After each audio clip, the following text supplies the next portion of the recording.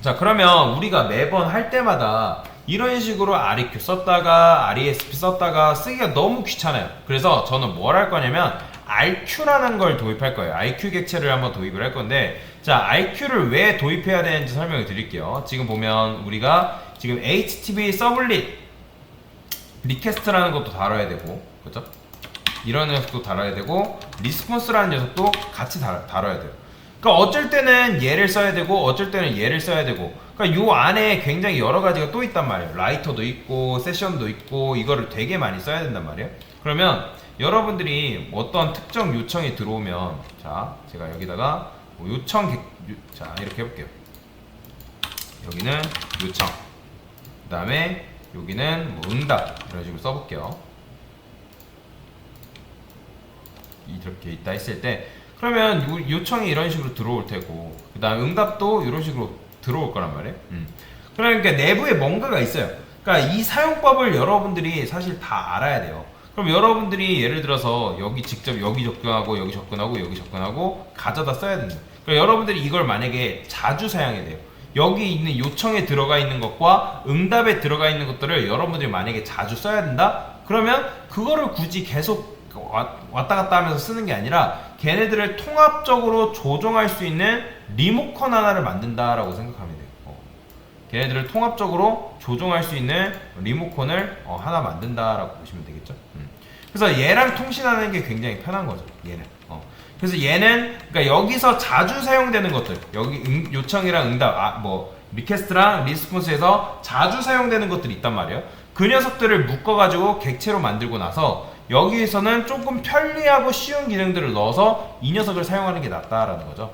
그러니까 여러분들이 사실 REQ 끄집어가지고 직접 사용해도 되고 걔를 조금 더 편리하게 만든 버전을 써도 된다라는 거예요. 그런 의미에서 뭘 도입할 거다? RQ라는 녀석을 도입할 거다. 그래서 보드에다가 우클릭한 다음에 자바 클래스 RQ 해가지고 이런 식으로 만들도록 하겠습니다. 자, 그러면 이 상태에서 이제 이렇게 이제 만들면 되는데, 자, 여기다가는 뭘 할 거냐면, 자, RQ한테 자, 생성자를 만들어 줄 겁니다. Alt Insert 눌러서 컨스트럭터 RQ 만들어 줄 건데, 여기에 들어올 거는 HTTP 서블리 리퀘스트, 그 다음에 REQ 이렇게 적어주면 되고요. 그 다음에 HTTP 서블리 리스폰스 RESP라고 적어줄 겁니다. 자, 그 다음에 얘네들을 만들어줘야 되는데 어떻게 만들어줄 거냐. 자, 저는 여기다가 private 그 다음에 final이라 쓰겠습니다. REQ를 할까요? REQ. 그 다음에 얘는 마찬가지로 response RESP 이렇게 적어주면 되겠죠. 자, this REQ는 REQ 이렇게 적어주시면 되고요. 자, this RESP 그 다음에 RESP라고 적어주시면 된다. 아니면 뭐 여러분들이 이걸 이렇게 쓰기 싫다 하면 Alt Insert 누른 상태에서 컨스트럭터 한 다음에 OK 누르면 알아서 자동으로 만들어줍니다. 굉장히 편하죠. 그러니까 파이널 붙은 건 신경 쓰지 마세요. 파이널 붙은 건 신경 쓰지 마시고요. 자, 그 다음에 여기다가 몇 가지 좀 더 만들어 줄 건데, 저는 public int get int param이라는 메서드를 만들어 줄 겁니다. 자, 얘는 이제 param이라는 건 뭐냐면 여러분들 아시겠지만 여러분들이 이제 이렇게 요청받는 것들 뭐예요? 얘가 하나의 파라미터인 거죠. 그죠? 이건 지우고. 그러니까 지금 얘가 파라미터잖아요. 그죠? 파라미터기 때문에, 물음표 기준으로 파라미터기 때문에 얘는 파람 네임, 파람 밸류란 말이에요. 얘도 마찬가지로 파람 네임과 파람 밸류이기 때문에 네임과 밸류를 가져오게끔 만들어줄 거예요. 근데 여러분들이 이걸 입력을 안 하게 되면, 즉 파람 밸류를 입력을 안 하게 되면 널 포인트 익셉션 떠가지고 안 보인단 말이에요. 프로그램이 터져버리죠. 그렇죠? 그렇기 때문에 이 녀석을 해결하기 위해서 getInt param이라는 메서드를 만들어 줄 건데, 자, 얘는 string param name을 하나 만들어 주고 int default value라고 할게요. 그러니까 값을 안 넣어주게 되면 디폴트 밸류를 넣어줘 가지고 안정화를 시켜주는 거죠. FAULT죠. 이런 식으로. 그 다음에 string value REQ 한 다음에 얘는 어디서 가져오면 되는 거예요? get 파라미터에서 파람 네임으로 가져오면 되겠죠? get 파라미터가 뭐예요? 이렇게 가져오는 거죠. 이걸 get 파라미터잖아요. 우리가 원래는 이제 여기서 어떻게 했어요? get 파라미터 해가지고 이렇게 썼잖아요. 그죠? REQ get 파라미터 단으로 입력받으면 단으로 가져오는 거고, 리미트로 입력받으면 리미트로 입력받은 거 가져오는 거. 그죠? 그 다음에 얘가 스트링이기 때문에 문장이기 때문에 문장으로 이제 문장으로 받은 거죠. 근데 이제 이런 게 있죠. 파람 네임이 입력이 안 될 수도 있는 거잖아요. 그렇죠? 그러니까 무슨 말이냐? 얘가 값이 없을 수 있단 말이에요. 만약에 널이다. 그럼 널이면 뭘 넣어주면 되는 거예요? 리턴? 디폴트 밸류 넣어주면 되겠죠. 그렇죠? 왜냐면 값이 있으면 뭐 상관이 없는데 없으면 디폴트 밸류를 넣어줘가지고 그러니까 안정화를 좀 시켜주는 거다라고 보시면 돼요. 그러면 자, 이 녀석이 지금 보면 널이라고 이렇게 적어졌잖아요. 그럼 도대체 널을 리턴하는지 얘가 어떻게 알 수 있냐 라는 거 이제 궁금할 수 있단 말이에요. 그러면 검색을 해보면 돼요. 사실 검색을 굉장히 많이 활용하시면 되는데 여기다가 이렇게 써볼까요? 자카르타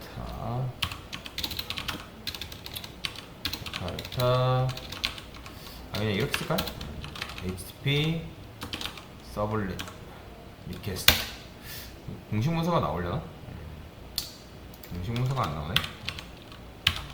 자카르타 공식 문서가 나올 텐데 이거다. 그러면 이게 공식 문서거든요. 밑으로 내려보면 얘가 아마 이제 밑으로 쭉 내려보면 get 파라미터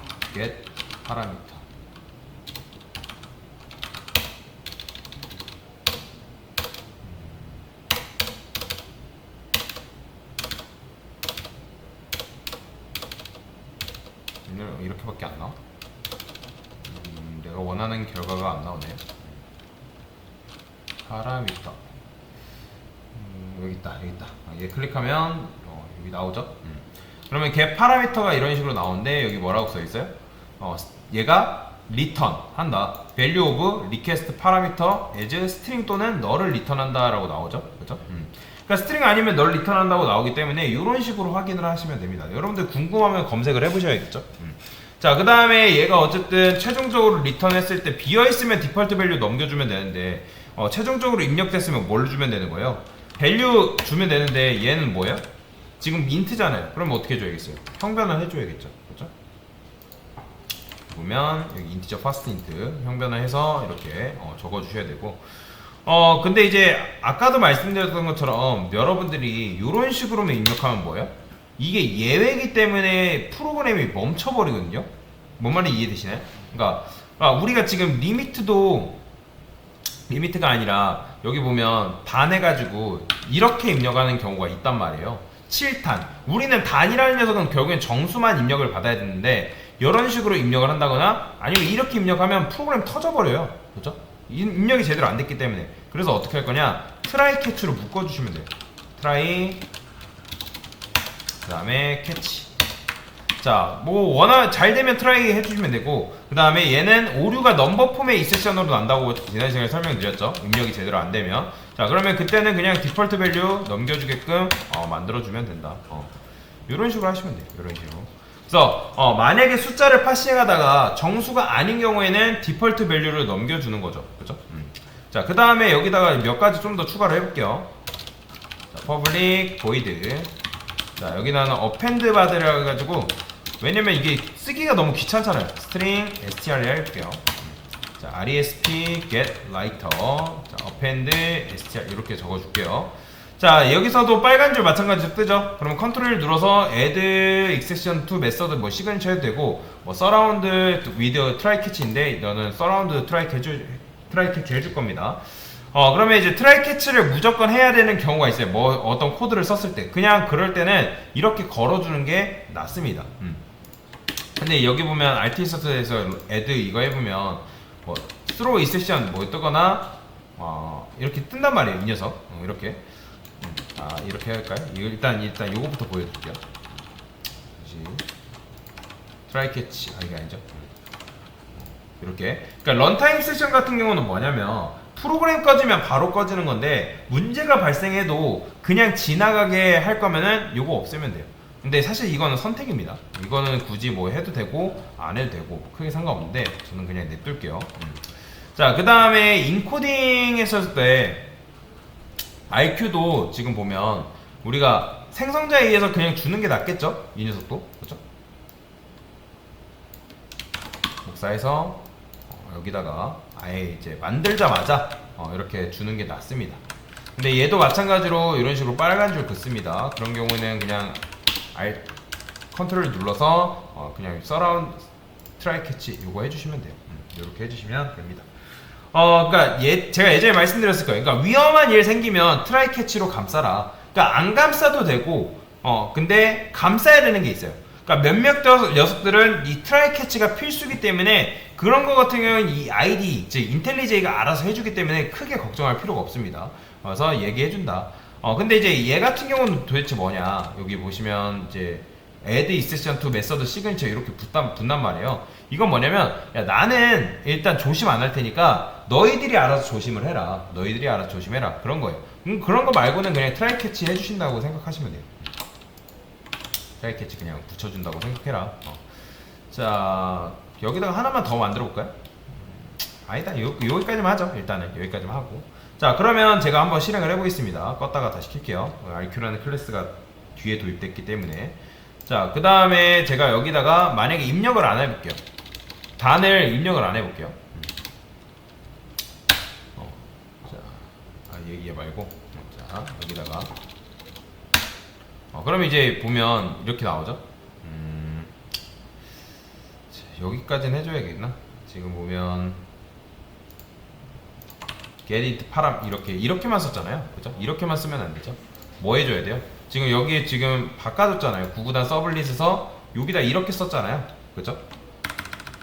이렇게 써줘야죠. 이제 뭐 해줘야 돼요? RQ를 바깥쪽에 쓸까? RQ 객체를 불러온 다음에 new RQ 그 다음에 여기다 하고 이렇게 이건 안쪽에 나와야겠다. 얘네들을 받아야 되기 때문에 이거 필요 없죠. 여기다가 REQ, RESP 받으면 되겠죠. 그 다음에 여기다 RQ 뭐 하면 돼요? get it 파람. 그 다음에 단 입력 받고 그게 아니다 하면 뭘 입력해달라 할까요? 9라고 할까요? 9. 그 다음에 얘도 마찬가지로 이렇게 써줘야죠. 얘는 뭐예요? 리미트니까. 자, 그 다음에 여기서도 어펜드 바디 굳이 이렇게 쓸 필요 없이 어떻게 쓰면 되는 거예요? IQ 어펜드 바디 이렇게 써주면 됩니다. 코드가 훨씬 더 줄죠? 그러면 이제 다시 해볼게요. 다시 껐다 켜볼게요. 그러면 아까 같은 경우는 입력을 안 하면 오류 났죠? 그러면 이제 이렇게 되는 거죠. 7만 입력해도 이렇게 나오는 거고요. 그 다음에 이제 는 이렇게 하면 이렇게 9단 나오는 거고, 입력을 안 해도 이런 식으로 나오게끔 만들어 준 거죠. 뭐 5 입력, 6 입력하면 6단 나오는 거고, 그럼 리미트 입력해도 정상적으로 잘 됩니다. 3 하면 3 이렇게 3 전까지 이런 식으로 나오게끔 만들어 준다. 그래서 이제 아무것도 입력 안 하면 그냥 9단 나오게 할래 하면 여기다가 디폴트 밸류 해가지고 이렇게 쓰면 되겠죠. 그러니까 어때요? 아까랑 비해서 코드가 훨씬 깔끔해진 걸 볼 수가 있죠. 얘도 마찬가지로 여기다 뭐 쓰면 돼요?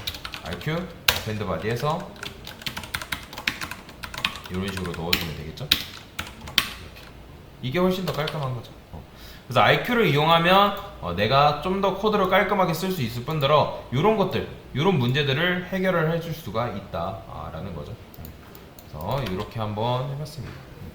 요거도 구호 아니고 뭐 다양하게 넣고 싶다 하면 여러 가지 방식이 있는데 그거는 뭐 나중에 하는 걸로 하고요. 자, 여튼간에 이렇게 코드가 좀 더 깔끔해졌다라는 거 아시면 되겠습니다.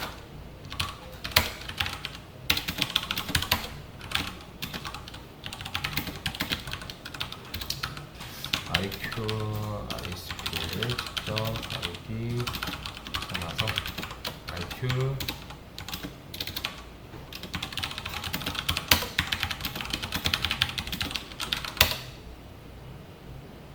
됐습니다.